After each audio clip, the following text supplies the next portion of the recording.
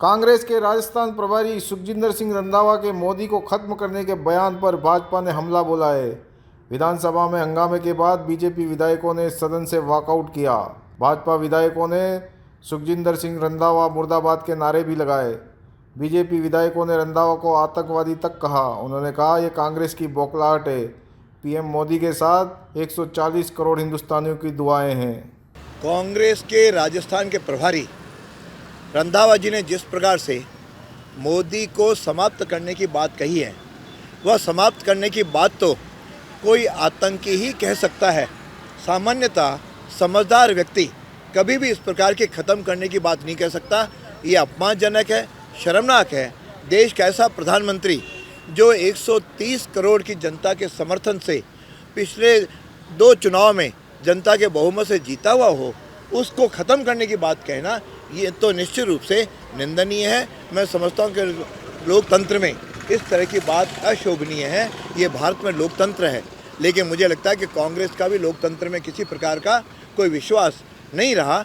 जो इनके नेता राहुल गांधी विदेशों में जाकर के जिस प्रकार से राहुल गांधी देश की छवि को हानि पहुंचा रहे हैं और कहते हैं भारत में लोकतंत्र समाप्त हो गया है, विदेशों को यहाँ पे हस्तक्षेप के लिए आमंत्रित कर रहे हैं। मैं समझता हूँ इस प्रकार का कांग्रेस का जो नेतृत्व है वह अपना मानसिक संतुलन खो चुका है।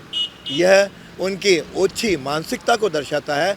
बाकी यह देश लोकतांत्रिक रहा है, लोकतंत्र रहेगा। लोकतंत्र कोई कांग्रेस नहीं लाई, लोकतंत्र तो लोगों ने 130 करोड़ लोगों ने प्राप्त किया है। इस प्रकार के कांग्रेस का नेतृत्व, चाहे वो देश में विदेशों में जाकर के राहुल गांधी कर रहे हो या राजस्थान में इनके प्रभारी कर रहे हो, यह इनको शोभा नहीं देता। हम इसकी निंदा करते हैं। हम इसके खिलाफ आम जन के अदालत में जाएंगे कि इस प्रकार के लोगों पे आप इनको पहचानो। ये कभी भी भारत के नहीं हो सकते। जिस तरीके से वीरांगनाओं के ऊपर स्टेटमेंट दिया और स्टेटमेंट देते समय मंत्री जी के श्रीमुख से जो अमृत वचन निकले, इस तरीके के अमृत वचन ने राजस्थान को ही नहीं देश की तमाम लोगों को शर्मसार करने वाले हैं। वीरांगनाओं के लिए ये कहना कि काहे की वीरांगना, वो तो नाते चली गई। डॉक्टर किरोड़ीलाल मीणा के लिए ये कहना कि काहे के किरोड़ीलाल मीणा, उनका व्यक्तित्व और व्यवहार और उनके आंदोलन तो एक आतंक की तरह है।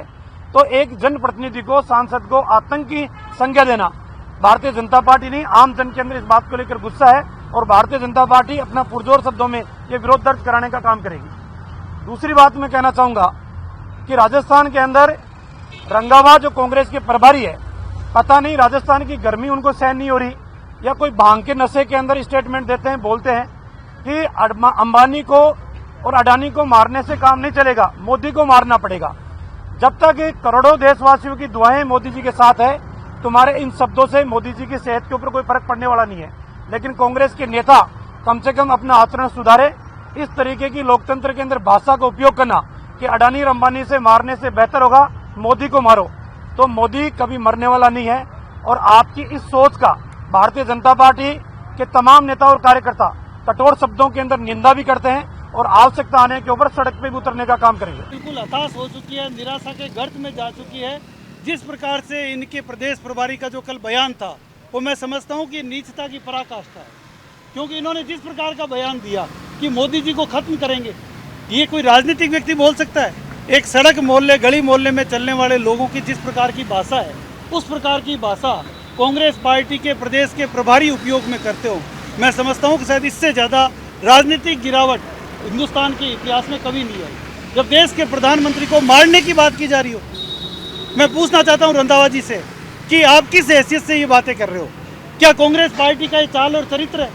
कांग्रेस पार्टी ने अपना जो चरित्र है उसको पूरे देश में एक जगह नहीं, जगह जगह पर इनके नेताओं के इस तरह के जो बयान है वो इनके खिसियाने का अंदाज है।